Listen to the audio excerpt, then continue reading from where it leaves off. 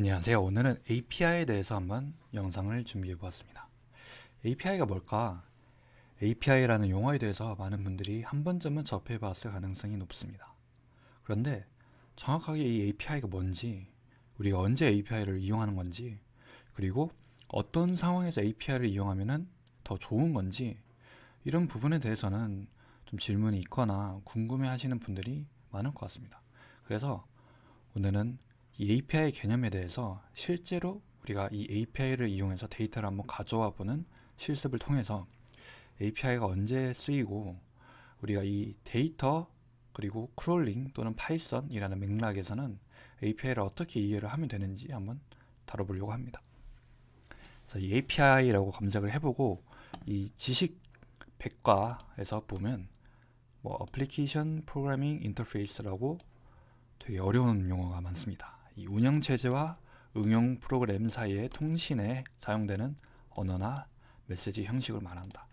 사실 이것만 보면은 하나도 감이 잡히지 않습니다. 여기저기 한번 찾아봐도 API의 정의에 대해서 사실 제대로 얘기를 해주는 데가 많이 없는 것 같아요. 그래서 일단은 API라는 단어를 한번 다 잊어보고 어떤 상황에서 우리가 어떤 행동을 할지 그리고 그때 API가 왜 등장하게 되는지를 한번 살펴보겠습니다.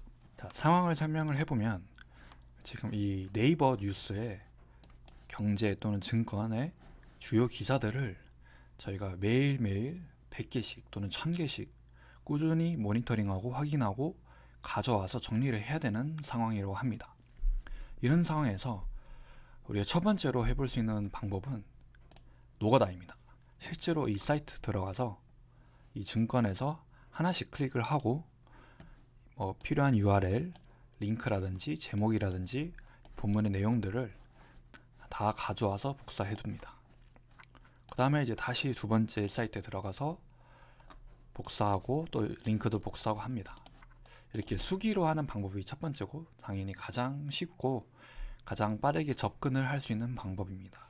그런데 이렇게 방법을 수기로 하게 된다면 문제는 일단 첫 번째로는 굉장히 시간이 많이 걸리고 번거롭습니다. 언제 제가 다 100개를 클릭하고 가져오겠습니까?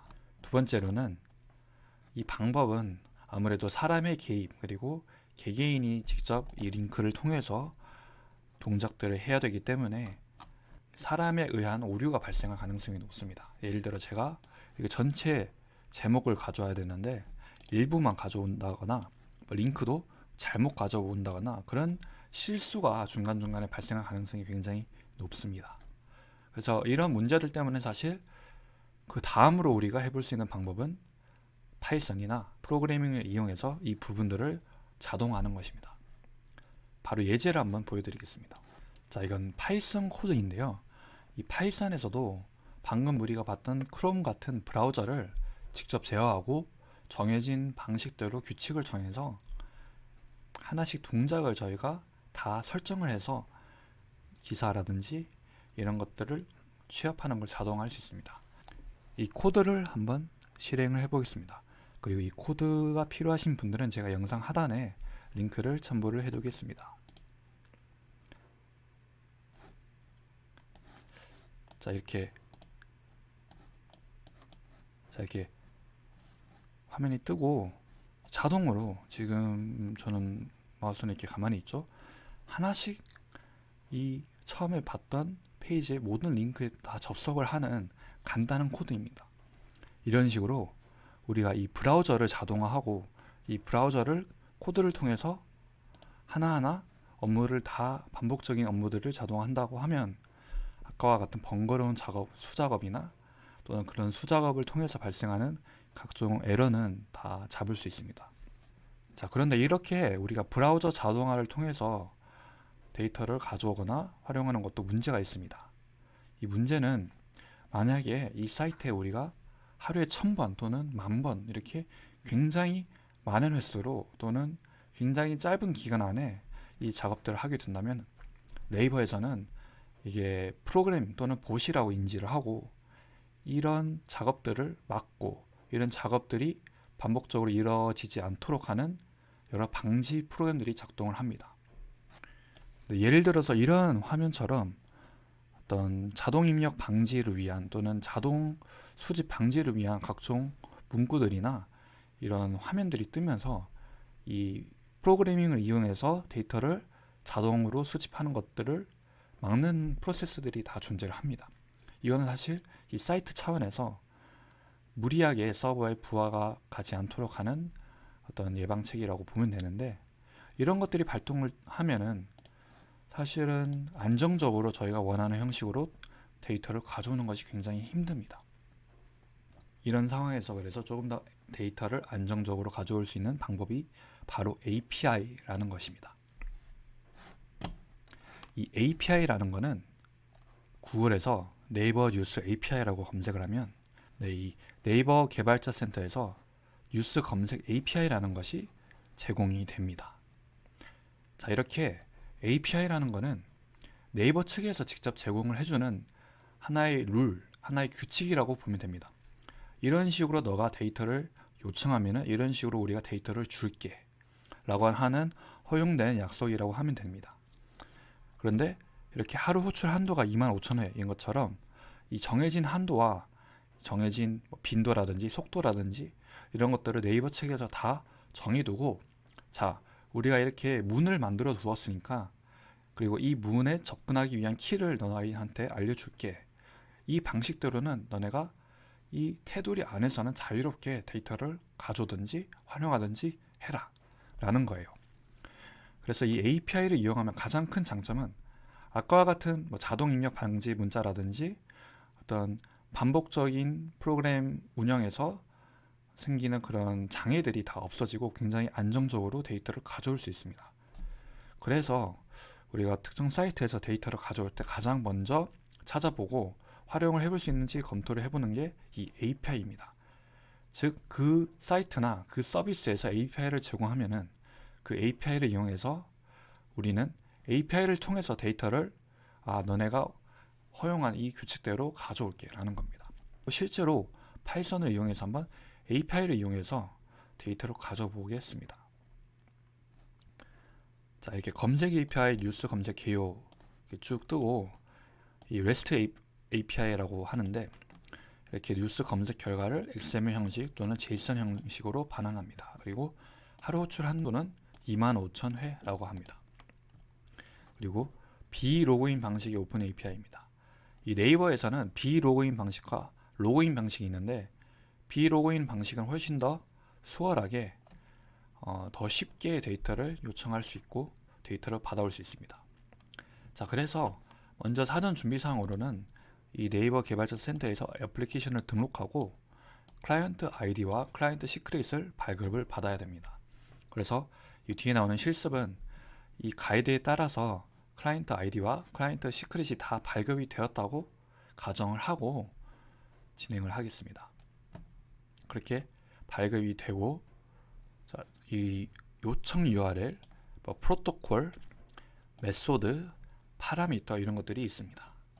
하나씩 간단히 설명을 드리면, 일단 설명에는 이 네이버 검색 뉴스 검색 결과를 XML 형식 또는 JSON 형식으로 반환합니다 라고 듭니다. 이 XML 형식은 사실 조금 예전에 데이터 양식으로 많이 사용되는 양식이고, 요즘은 대부분의 웹 또는 API에서 JSON 형식으로 반환을 하고 JSON 형태로 데이터를 가져와서 활용하는 것이 보편적이기 때문에 JSON 형식으로 데이터를 한번 가져와 보려고 합니다. 그래서 이 요청 URL이라고 하는 것은 이 요청 URL이라고 하는 이 부분에서 시작을 한다라는 뜻입니다. XML이 아니고 JSON을 이용해서 데이터를 가져올 거기 때문에 이걸 이용해서 여기서 뒤에 추가적으로 쭉 붙으면서 구체적으로 이 뉴스의 어떤 부분들을 가져올 것인지가 나오는 것입니다. 그래서 이 프로토콜은 HTTPS라고 HTTP와 HTTPS가 있는데 여기는 HTTPS로 정의가 되어 있습니다. 그리고 메서드는 get 메서드입니다. 사실 이 부분은 크게 중요하지 않고 이렇구나 우선 넘어가도 괜찮을 것 같습니다. 그다음에 이제 파라미터, 사실 이게 제일 중요하고, 자, 이 URL에서 우리가 어떤 식으로 조건을 주면은 그 조건에 맞게 데이터가 주어지는지를 알려주는 게 이 파라미터들입니다.